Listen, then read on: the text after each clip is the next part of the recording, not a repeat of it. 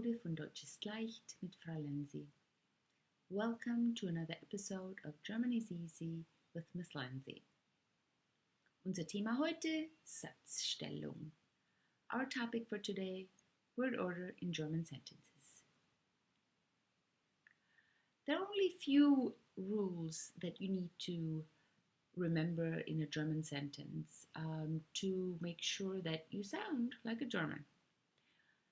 First rule is that the subject and the verb are linked together forever in love and they cannot be separated. So the subject and the verb need to always be together. Always. Never forget that.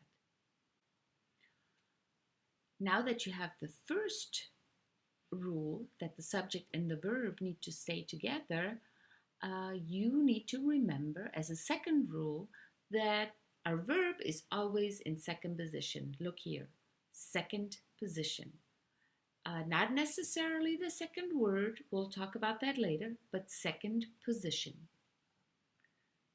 And in this case, we have the subject in first position, the verb in second position, and at the end, we have whatever else goes with the verb.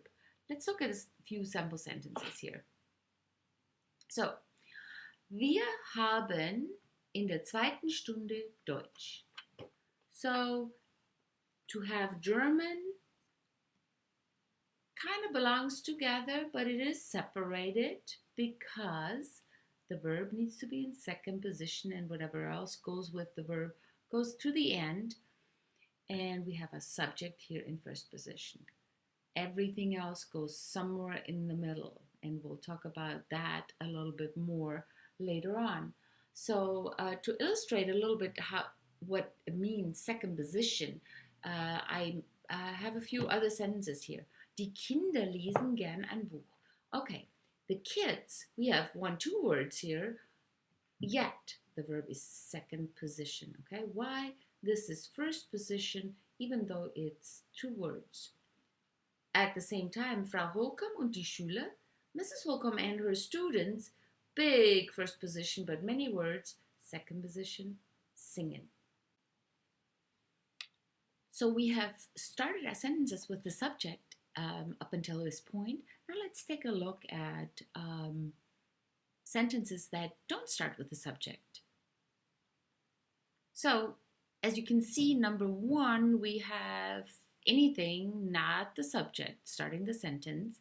Number 2, we have the verb in second position.